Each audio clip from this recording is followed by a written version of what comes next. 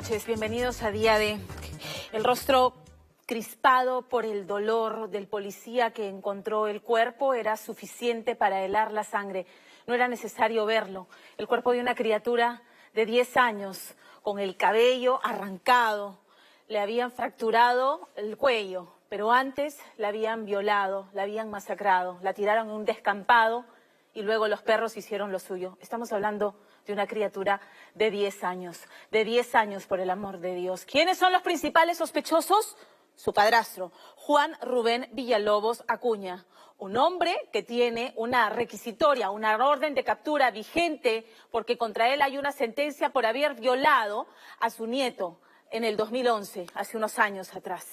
Pero también es sospechosa su madre, Luz Armellón Valdés, la mujer que ha dicho que pone las manos al fuego por este sujeto que el día del crimen desapareció, está no habido. ¿Por qué se sospecha también de la madre? Porque entraba en contradicciones y otras razones que esta noche, en un caso escalofriante, nos cuenta Lorena Ormeño, que ha estado en Cañete cubriendo esta historia macabra.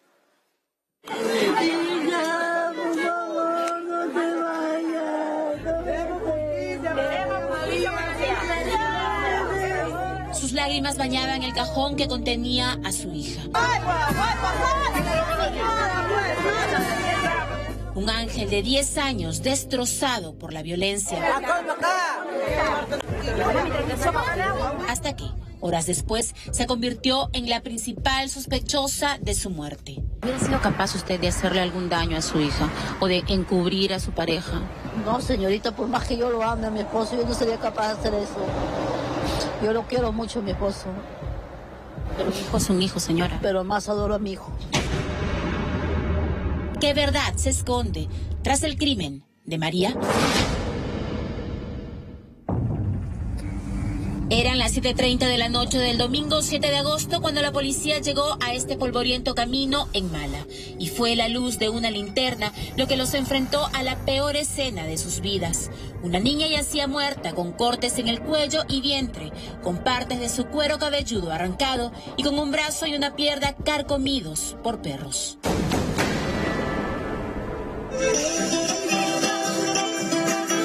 Poco quedaba de María de los Ángeles, la niña de 10 años que meses antes bailaba alegremente en su colegio. La escena fue un espanto. El bracito y de la pierna desgarradas. Entonces se habló de un atropello, pero su desnudez apuntaba a un asesinato y quizás a una violación. Entonces, con furia, su madre señaló a sus sospechosos. ¿Usted quién señala directamente? Por su papá de mi hija. ¿Al papá biológico de ella? Sí, el papá biológico de ella. ¿Pero sería capaz de asesinar o mandar a asesinar a su propia hija? Qué casualidad, sale el juicio de mi pensión que él tiene que pagar mensualmente. Está con orden de retención por 1 año si es que no cumple. Usted como periodista debe haber visto muchos casos. Dígame usted, a ver si alguna vez no ha visto que un padre ha matado a su hija. Pero para ella, él no sería el único sospechoso. Apuntó también a un vecino, un pescador de 65 años. Él últimamente le perseguía a mi hija. Ella me dijo que él la había estado siguiendo. ¿Por qué no lo denunció en ese momento? Yo le pregunté por qué buscaba a mi hija. Me dijo que quería para que le acompañe a su mamá porque su mamá es una mujer enferma. Sin embargo, mientras la niña era enterrada, las contradicciones de la madre hicieron que la policía sospechara de ella y de Juan Villalobos Acuña, el padrastro desaparecido desde el día del crimen. Disculpe, más bien si he mentido en un momento. ¿Qué es lo que no dijo usted? Que vivía con mi esposo. Eso fue lo único que mentí, que era sola, que era madre soltera. ¿Y por qué mintió? ¿Por qué? Porque mi esposo tiene una orden de captura, lo cual ¿Qué razón? Mentira, una violación. ¿Quién violó supuestamente? A su nieta. ¿Y eso no es cierto? No es cierto. ¿Cómo puede estar tan segura? Su mamá es una vividora. La señora, su hija de mi esposo, es una vividora. ¿Pero qué ganaría ella culpando a su padre de haber violado a su Todo hija? empezó cuando él vendió una chacra. Y ella quería, como dio el lugar, que le dé una plata. Ella le dijo a una de mis entenadas, sea como sea, él me va a dar lo que yo le pido. Pasa 2 días, la orden de la denuncia de violación. ¿Cuántos inocentes están presos, señorita? Y desgraciadamente a veces, hoy en día la justicia dice que los niños no mienten, pero sí mienten. Es rarísimo que usted como madre haya vivido tanto tiempo con una persona con una sentencia por violación y que incluso cuando les preguntaba usted dijera, no, yo no vivo con nadie. Lo hice por protegerlo a él. Para protegerlo a él. Pero no dudó ni un instante de él. No. Ni un instante. Porque él estaba ¿No conmigo. se pensaba que había sido violada la niña? En ningún momento se ha pensado que ha sido violada. ¿Quién le ha dicho eso a usted? Y es que Luz Armellón se negaba a la posibilidad de que su hija hubiera sido violada, pues decía esa era la única razón para que intentaran culpar a su pareja. Nos miraba fastidiada, consciente de que pocos entenderían la fe ciega en ese hombre sentenciado a 32 años de cárcel por abusar de su nieta y con antecedentes por hurto agravado. Jurando inocencia, aceptó reconstruir con nosotros aquel fatídico domingo. María de los Ángeles y sus 3 hermanos vivían en esta precaria casa en Calicanto, en Mala, con su madre y su padrastro Juan Villalobos, vigilante de este terreno donde se construirá un centro de recreación y donde la pequeña vivió sus últimas horas de vida. Mi hijo se sienta acá a mirar video de dibujos de celular. Ella estaba contenta y como se bajó la batería tenía 20%, creo, si no me equivoco, de batería. Mi hijito le dice que es mi batería. Y mi hija le dice, mamá, yo voy a cargarme. La niña debía caminar 1 hora hasta la tienda más cercana, pues en la casa no hay energía eléctrica. ¿Qué le dijo su esposa en ese momento? No dijo nada, ¿Ya? estaba callado. Ya. Le digo, mejor Luz, ya es tarde, me dijo, sí. Ay, hijita, mire, ya es 20 para las 3, le dije, si vas a ir, anda corriendo y me vienes corriendo. Entonces usted la vio salir por acá. Tomó este camino que está acá. Le estoy enseñando un camino que nunca más le voy a ver caminar. Según Luz, comenzaba a oscurecer y su hija no volvía. Es 1 hora ida, 1 hora vuelta y el cargar el celular también. Es 1:30. ¿A qué hora es que usted dice yo creo que ya debería estar de vuelta en A casa? las 5:50. ¿A esa hora sale de aquí? No, yo Entonces, salí acá a las 6:50 de la tarde, cuando llegó mi esposa. Le dije a él, cuando llega la María, le dije, ¿qué cosa? Me se molestó. Cuenta que salió a buscarla con su hijo mayor. Habrían recorrido unos 20 minutos cuando llegaron al lugar donde la niña fue encontrada, pero no la vieron. Usted venía caminando con su hijo por esta zona. Ya, digamos que caminaba por acá. Y se supone que ¿dónde estaba su hija tirada? De aquí. A este lado. Sí, aquí.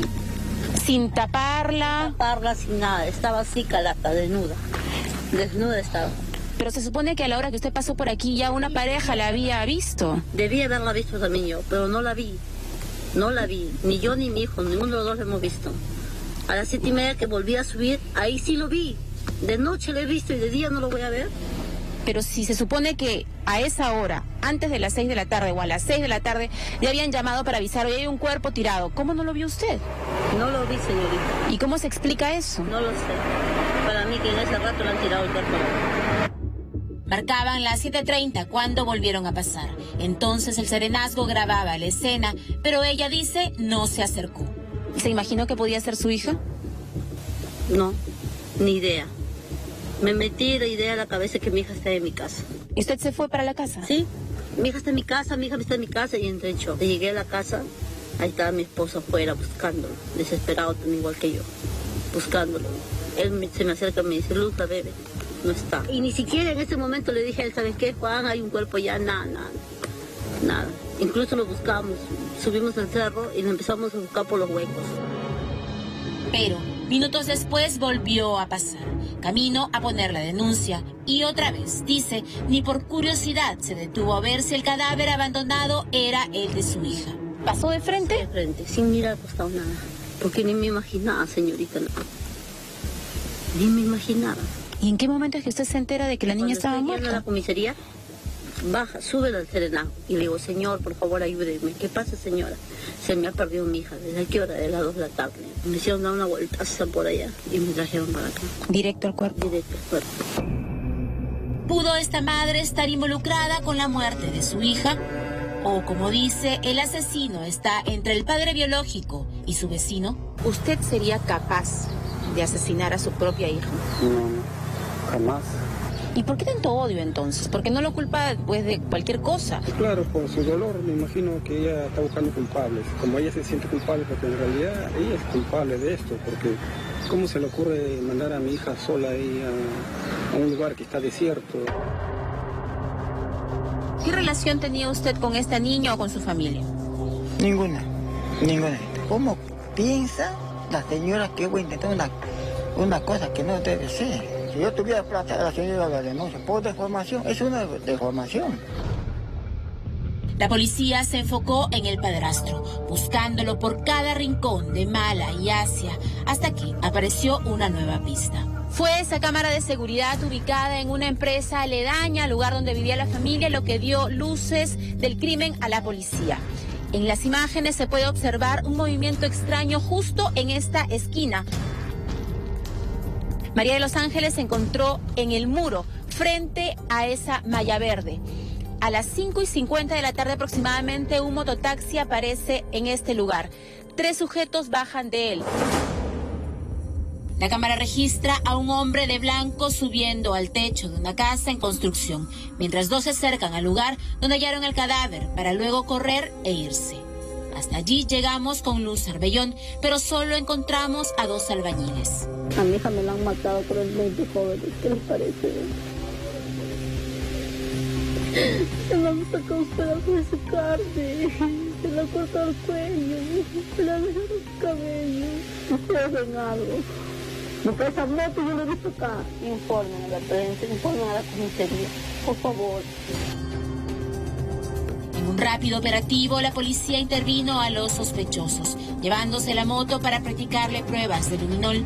Estamos viendo cómo en este momento la policía de Cañete trae hasta la delegación a 3 de los supuestos involucrados en este caso. Señor, ¿cuál es su participación en este hecho? Sin embargo, horas después fueron liberados al demostrar que eran los propietarios del terreno, que en su visita semanal vieron el cadáver. Ellos dicen de que cuando se fueron atrás pensaron de que era un perro el que estaba muerto ahí. Y luego se acercaron, vieron que era el cadáver de una persona y se asustaron y llamaron al niño que estaba arriba del techo, bajaron, se subieron a la moto y se fueron. En este video, en lo que sí se puede registrar, ¿se ve en algún momento que bajan a alguna persona, un bulto? No se observa, no se o que observa. se llevan a alguien. No se observa, no se nota que lleven algún peso, algún bulto, nada. Las imágenes confirmaron que a las 5:50 el cuerpo ya estaba en el lugar, 5 minutos antes de que un vecino llamara a la policía. Una revisión entre las 2 y las 7 de la noche confirmó que ni la niña ni su madre transitaron por ese camino. Y es que si bien la cámara no registra la pista pegada al muro, sí la curva que obligatoriamente ambas debieron cruzar rumbo al pueblo, donde Luz sí llegó. La señora llegó a las 5:30, de 5:30 a 6, llegó a la tienda, pero en primera instancia no preguntó por su hija.